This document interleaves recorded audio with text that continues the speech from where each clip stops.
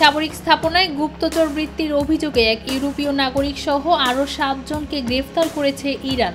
ইসরায়েলের সঙ্গে যুদ্ধবিরতির মধ্যে ইরানি কর্তৃপক্ষের বরাতে মঙ্গলবার এই খবর জানিয়েছে ফার্স নিউজ।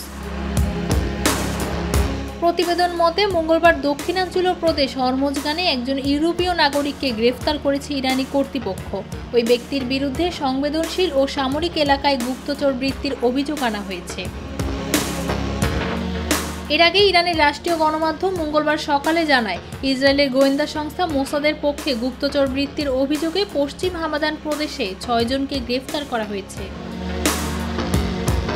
ইসরায়েলের সাথে সংঘাত শুরু হওয়ার পর থেকে ইরান কয়েক ডজন লোককে গ্রেফতার করেছে এবং ইসরায়েলের পক্ষে গুপ্তচর বৃত্তির অভিযোগে বেশ কয়েকজনকে মৃত্যুদণ্ড দিয়েছে।